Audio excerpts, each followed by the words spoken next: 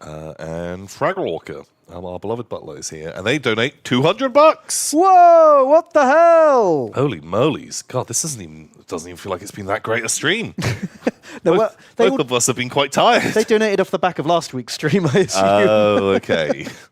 Because they would have got this in before they realised how bad we were today. Right. Okay, that makes sense. Holy guacamole, butler, we should be paying you. Well, thank you. And they say, boots and toots. How poorly do you think one would perform in a Warhammer Trivia game if all they know is based on the garbage you two spit out every week? No trivia for me, but I'm happily living in an alternate Warhammies reality you two created. Oh, God, do you not remember when we did some Warhammer Trivia for Ben's Yeah, we had a quiz birthday? book. I mean, it was like 4th edition trivia. But... Or when we did the quizzes, did Harry not the spelling test? The BuzzFeed, which was just basically fucking spelling test. Famously, not either of our strong points. No. And, yeah. There's just so many fucking named characters. And a lot of quizzes are about... Name this made-up word sound. Name this fucking random person. And you're like, oh, fuck. It could be something like this. Yeah. And How do you spell, Gazgal, Madrek, Thraka? Yeah. Gazgal, Mag, or Thraka. I don't fucking know. How many Ks are in there? Shit the bed. But honestly, I think if you knew nothing about Warhammer except what we told you, I think you'll do way better than someone who doesn't know anything. Oh, yeah. Don't you think? But I think, I feel like quizzes are going to be asking more specific stuff that we would not be... Yeah, particularly qualified for. But I think we've armed you with enough that you could probably hold your own in a conversation with a Warhammer person. If you had to pretend, go undercover...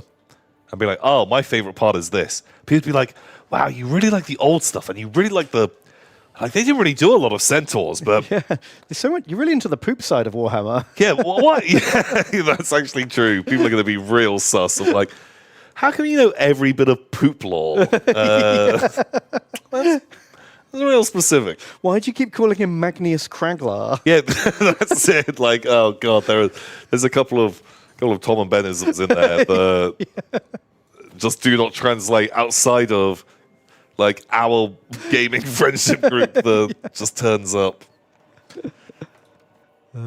But he is called Magnius Kraglar. Just it's the only way I think of him. Now, it generally is the point where I hear Marinus Calgar. And you're like, who's that? And I'm like, oh, Magnius Kraglar. It takes a second or a beat for me to be like, that guy. It's been 15 years of calling him that, or maybe longer. Clams are not people. Donates $5. It's very true. Clams are not people. Join. Legit or quit. Crabs are people. No, we're already in. You join us, Clams Ben. are people. But I'm the host. Doesn't matter. It's still going. And they say, hi, Tom and the Flower Pot Man. Oh. Jonathan Creek's back on iPlayer, and I forgot how ridiculous some of them are. A guy kills himself after a harvest fly lands on a fax sent to him, forming a comma on the page in such a way the meaning completely changed. I remember that one. Wow. I mean, it's no Sherlock Holmes figures out a boomerang hit a car, is it? An off-camera boomerang. For sure. It's so... Seem pretty dumb too.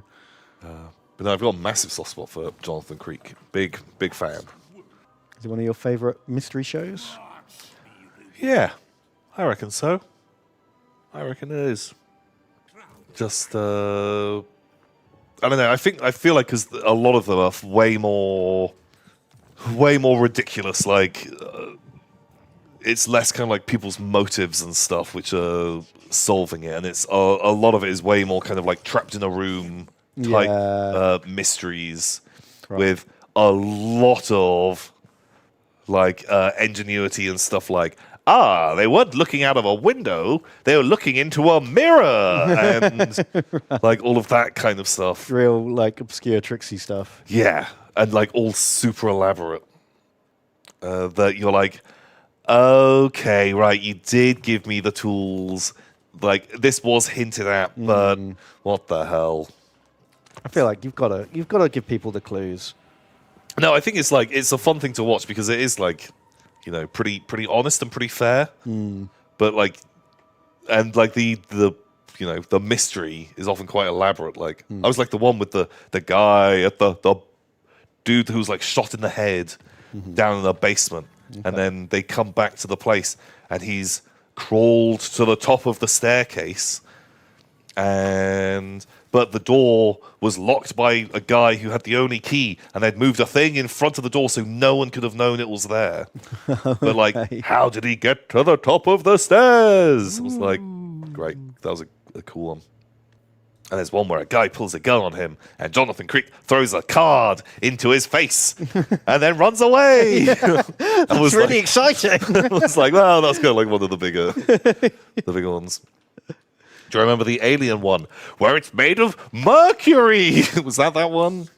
Where there's an alien, and the alien, it's in a van surrounded by, like, it's taken by the army, and they take it to like an airbase, and then they open the box, and the alien's gone, and Jonathan Creek has to solve the case of the missing alien. Yeah, but the alien skeleton, and when someone touched it, it burns their hand. Ooh. And the whole time, it's like never left anyone's sight. Jonathan Creek comes in, and he's like, it's simple.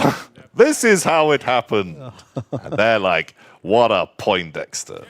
It's great. It's called Jonathan Creek. I highly recommend it. I think it's great. 90s mystery show. Yeah. With, what's his name from QI? Alan Davies? Alan Davies. Who? Caroline Quentin. Yeah, they had a couple of different sidekicks. I think Caroline Quentin is the best mix.